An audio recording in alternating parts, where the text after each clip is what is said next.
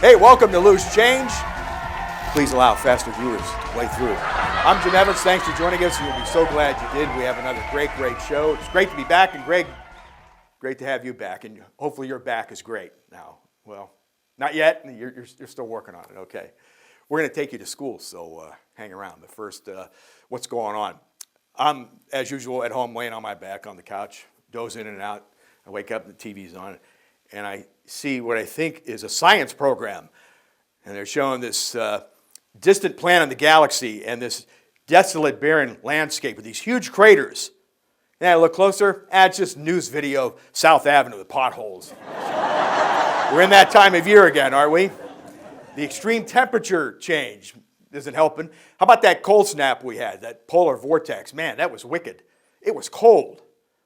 It was like, it feels like it was minus 16 in the Five Below store. That's how cold it was. And it wasn't just around here. It was the eastern part of the country. In Washington, D.C., the cold has frozen the swamp, and now they can't drain it. What are they going to do? Have you seen the commercial for Domino's Pizza, back to potholes? And they have some promotion going on where they'll come to your street and fill in potholes, I guess, to deliver pizza. I don't know, but how about that? You know, you call them up. Yeah, Domino's? Yeah, I'd like to order 2 pizzas, please. One with pepperoni and sausage, and the other with Cold Patch. This is a true story. A guy recently was arrested by police in Clark County, Ohio, wherever that is, for breaking into a house. Now, he told the cops that a Labrador retriever in the house told him to break in. That's what he said. Well, he's in trouble now. He's looking at doing 24 months or 28 dog years.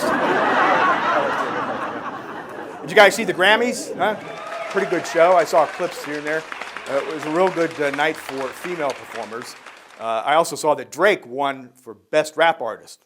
They also did a special award for former Baltimore Ravens linebacker Ray Lewis and gave him a Lifetime Award for Best Beat the Rap Artist. Hey, hang around. We're going to talk about the Montessori School, Mahoning Valley. We'll do that next, right here on Loose Change. You want me to step on? You see our vans every day. They travel the length of our broadband network, bringing you the best services available. Our technicians and representatives are knowledgeable, available, and nationally recognized as being among the very best in the business. We're a regular presence in our community, always ready to lend a hand. We're Armstrong, a leader in the broadband industry. Your friends and neighbors, taking pride in our jobs, and a real partner in making our community a better place.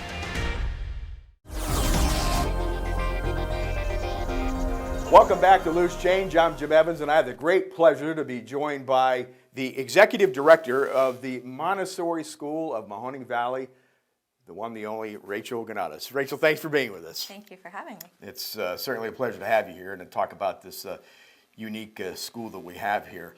But what we like to do off the top is first have our victims, or our guests, tell us a little bit about yourself, those who don't know, where you're from, where you went to school, and how your career path took you to where you're at now. Okay. So originally, I lived in North Carolina for most of my educational, childhood. We moved here when I was in high school.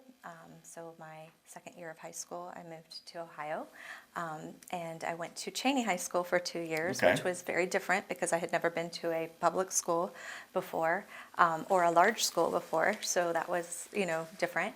And then from there, I went to my senior year at Helen Christian School and graduated from there. And then I went to college at several colleges and ended up teaching and administrating at several different locations. Anywhere from I owned my own child care center. Okay. We opened several for Valley Christian School. And how I got led to Montessori was multiple times. When my boys were young, my parents had a private Christian school, and my boys had started out there. My oldest had started out there, and then they left the school, so I felt like I needed to find somewhere different for him. And we went and initially I looked at the Montessori School because I loved the Montessori method, and that was something that I was very interested in and felt like my children would thrive in. But it just was not a good timing for us and our family, so that didn't work out. And then later on, I had my surprise child, later on, and she came along and was definitely a creative child with such spirit and uniqueness, but was not the child that could sit for 7 hours, in a desk or, anything like that. So I started looking at other approaches to learning and different methods of learning, and I remembered Montessori. And so my daughter, started attending this school a few years back, and we've fallen in love with it so much that I couldn't even enjoy, working, day to day, because I felt like Montessori was how every child should learn. Okay. So when the opportunity was, brought to my attention, that there was going to be an opening and that they would like for me to interview for a position, I jumped on it because I wanted to help my daughter's school, so that's what led me to Montessori, and that's where I am now, and I absolutely love it. Great. So. That's really cool. Give us, if you will, a little historical perspective about the Montessori method. I know this started back in 1897, Maria Montessori. Correct. And yeah. then she got to school, in 1907, and obviously met some resistance along the way, but Sure. It's taken hold and is Right. really a unique thing. It is, and it's all over the world. It's not Yeah. just in International. the United States. It's all over the world. And Maria Montessori initially started this for special education, children, and it worked so well with them. It just opened up into something that became for all children. And it's a hands-on approach to learning. It's so that each child is followed. So we follow the child and their interests. So for instance, my daughter could care less about cultural, and she could care less about maps, and she could care less about those things, but she's very creative. So the teacher observes her and sees that she's creative, so she has her make an island out of her foot and draw something that's creative to her, and she made this island and this map and everything about Mermaid Island. So that was something that my daughter was very interested in. So that's how they drew her into cultural, experiences. So they follow each child, and it's almost like an individual lesson plan for every child, so that they get to see what they enjoy and what approach to take for them. But it's all, a hands-on approach to learning. And the kids just kind of evolve from their experiences. Correct. So a lot of a teacher in Montessori, a lot of her work is to just observe and assess where that child is and where they're coming from. And that's how she's able to connect every activity that she offers to those children. So if the child has an interest in something, they follow it, but then they also incorporate that into other areas, because they have to be well-rounded, in other areas, so that the child is able to fulfill every part of their education.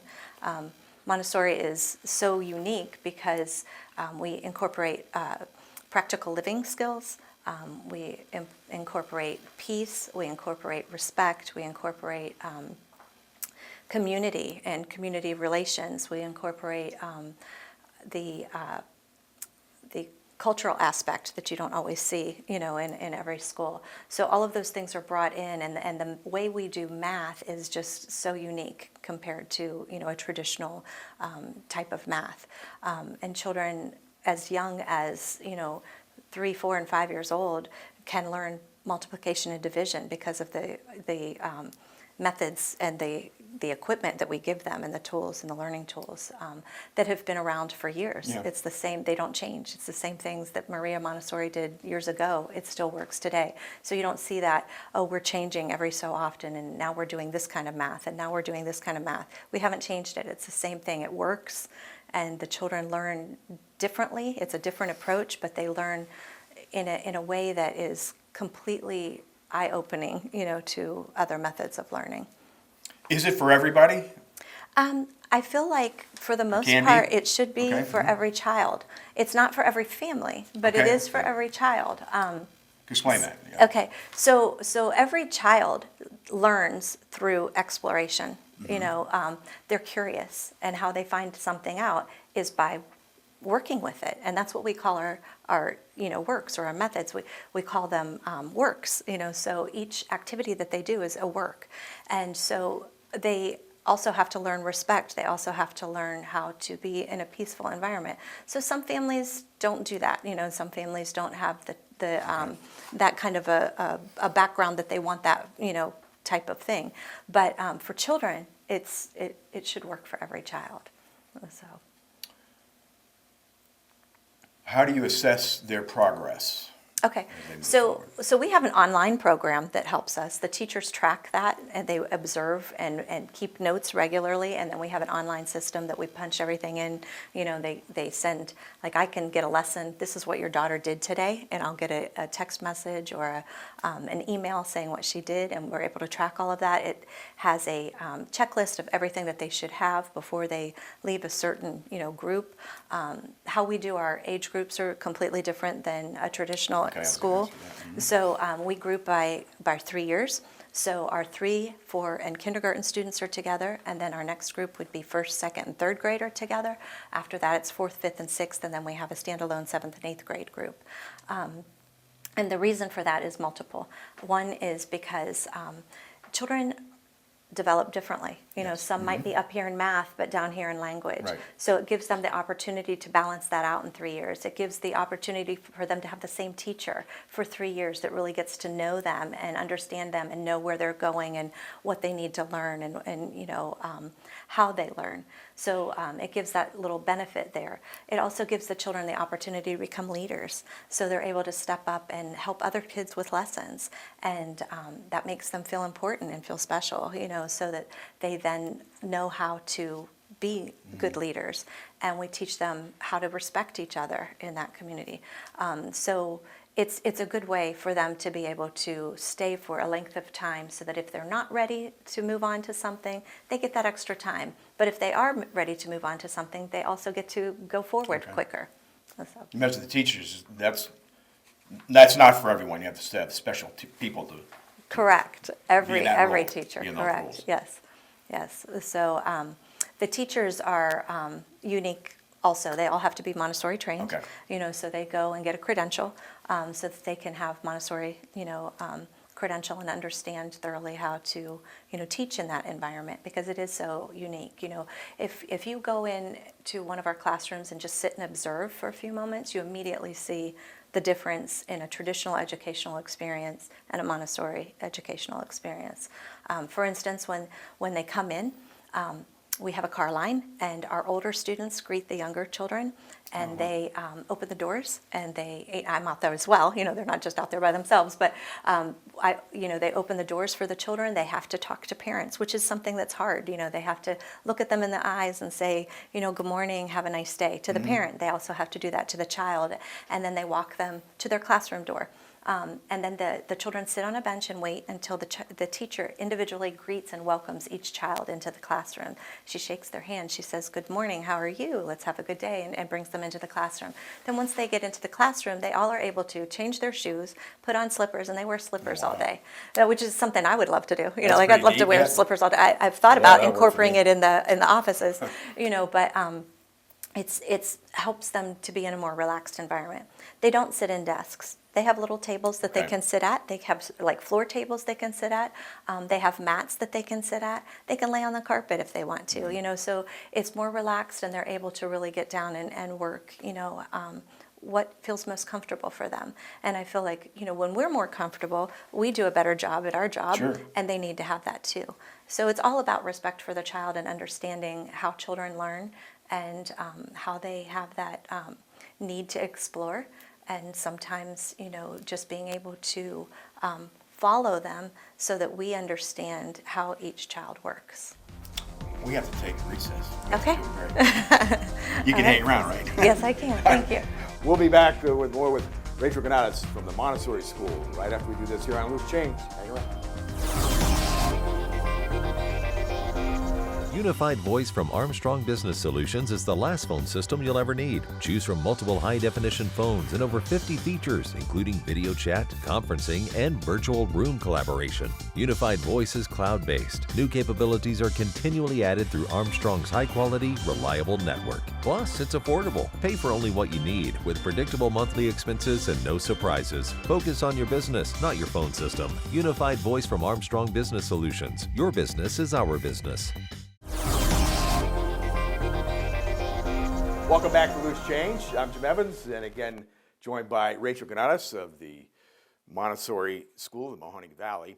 And which is really interesting stuff, and I know we're not going to have enough time to cover everything, but we'll touch on a few things that I want to get into before the break, and how parents are really involved in this whole process, maybe a lot more so than traditional education. Yes. So at our school, we feel like it's very important for the parents to be involved, because children learn better if they feel like you care about their education, if you care about something that's important to them. Yes. So if they feel like their parents, are interested in that, it makes it a little bit better for them.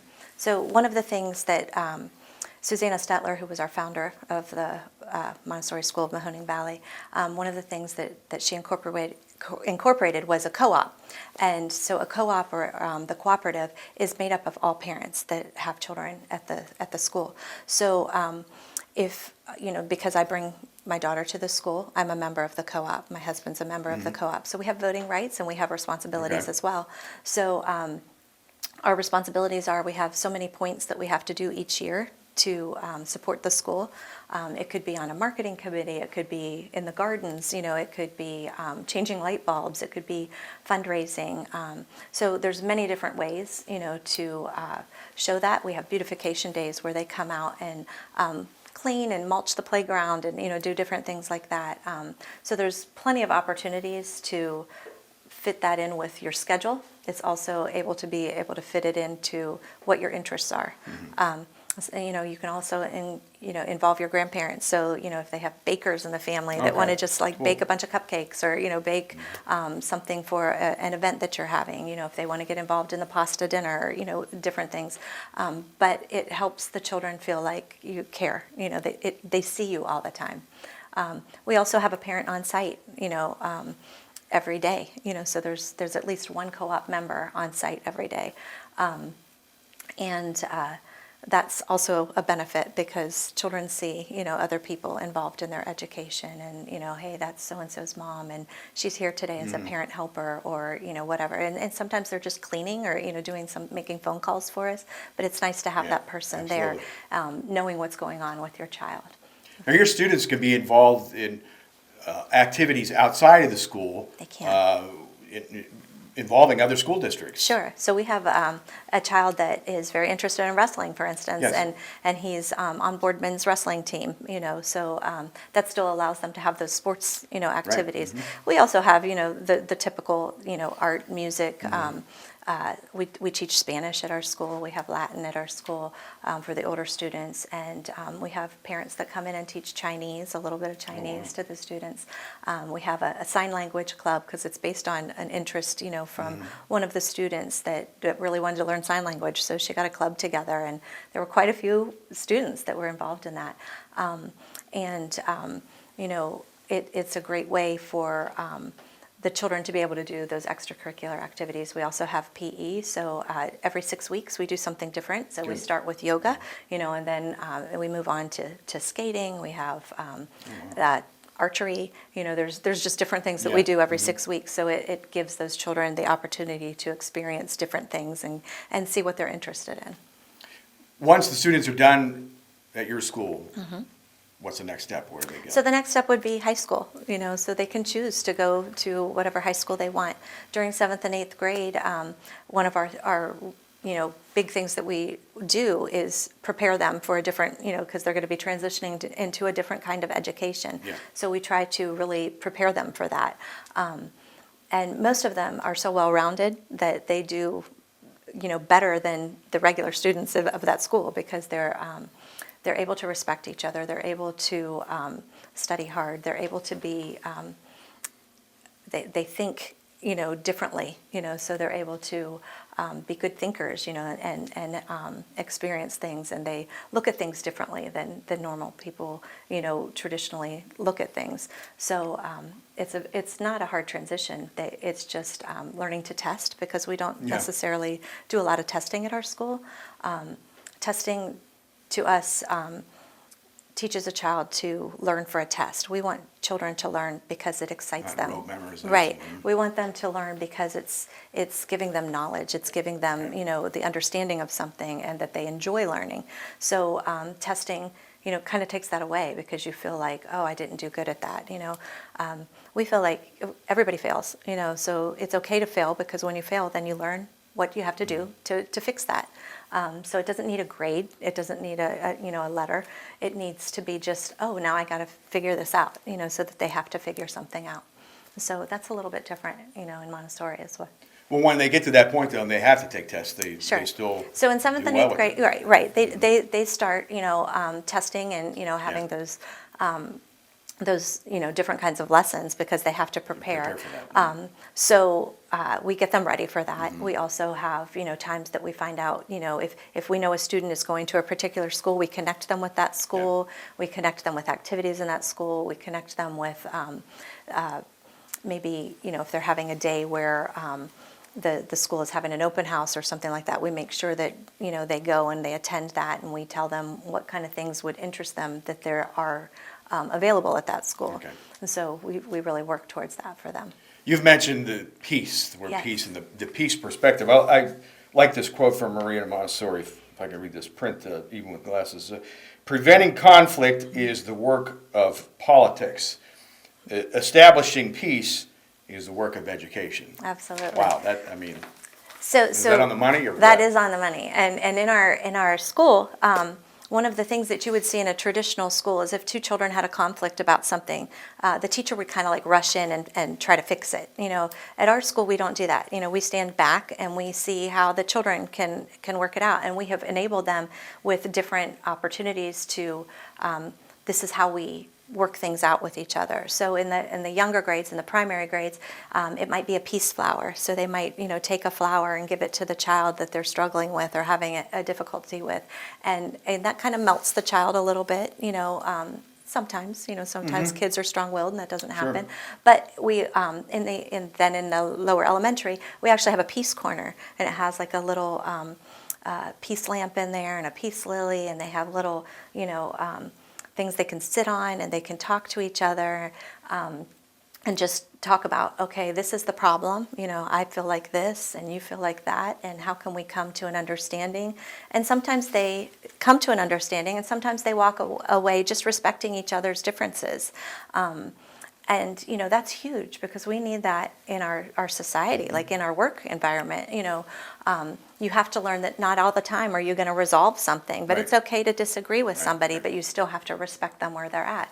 And then there's sometimes that children can't, maybe they are not somebody that feels comfortable with saying, hey, you want to go to the Peace Corner with me? So we have a book in the classroom. It's called a community book, and they're allowed to write in the book, if they have a problem. So one of the things that I saw one day was somebody wrote in there, and this was like a third year student or a second year student wrote in there, children are not washing their hands before they eat. So to that child, it was like a really big deal that they, kids aren't washing their hands. So instead of us fixing that, they have like a community circle, and they talk, and they say, hey, somebody wrote in the book that kids aren't washing their hands, before they eat. Do we think that that's important to wash our hands? And then they get responses, and they make the children think, like, why is that important?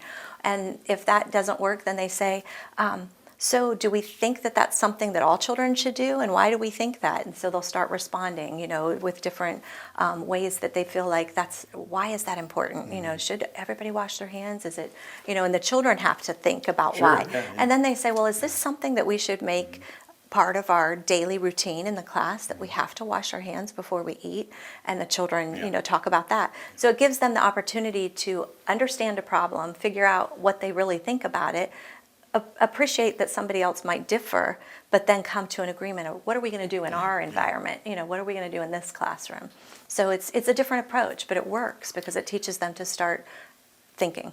We only have a couple moments left. Sure. If you could talk about your facility itself and Yeah. how that's evolving and where you want to take it. Sure. So we've really grown, and we need classroom space. So we're just in the process of beginning a capital campaign where we're trying to find donors and raise money and have fundraisers to build more classroom space, because I hate to have to turn any child away from a Montessori method of education. And right now we're at full capacity. So we're not able to do that. So moving forward, that's our goal, is to have a couple more classrooms next year so that we can offer more students this kind of education. So we have a couple fundraisers coming up. We have a pasta dinner coming up. We have That always works. Yeah, an 80s dance coming up. Oh, wow, That's okay. exciting. Adult 80s dance. So that's fun. Looking back at that's my era.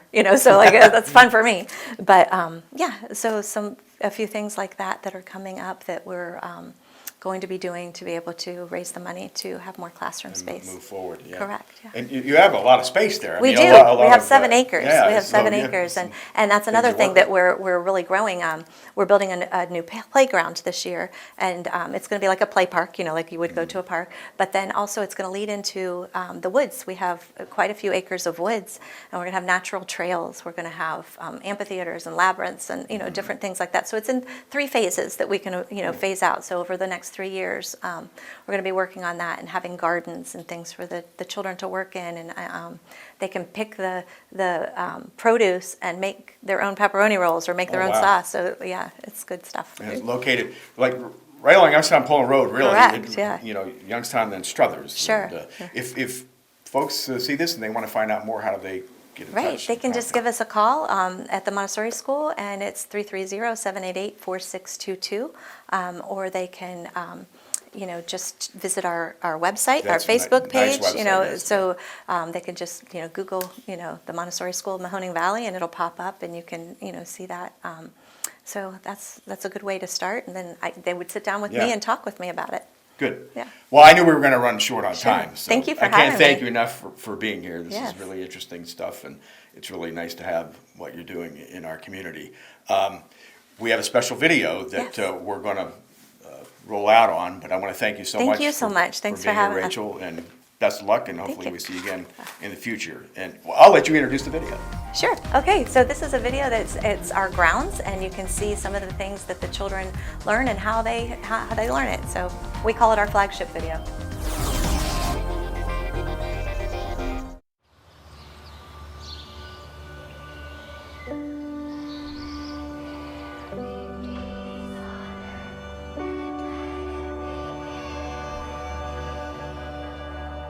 Children are born with the desire to learn, to experience, to become.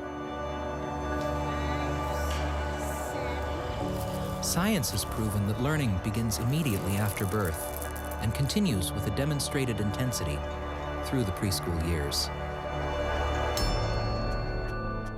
Dr. Maria Montessori recognized that education is not something that teachers do, but a natural process that blossoms from within the child.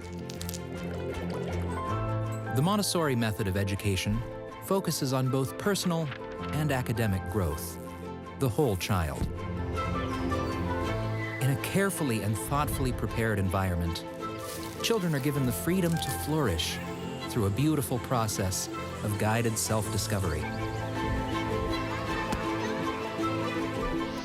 The Montessori School of the Mahoning Valley is a child-centered community made up of families and educators who are committed to providing an educational environment where children can explore and discover for themselves the answers to their own questions.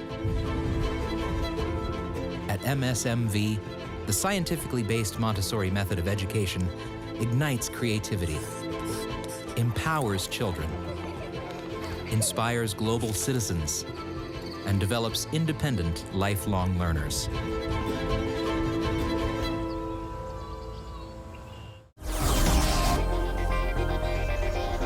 Well, that's going to do it for our show. Thanks so much to Rachel Gonatas from the Montessori School of Mahoning Valley. Best of luck to everyone there. Thanks as always to Greg Roden. And again, great to have you back, Greg.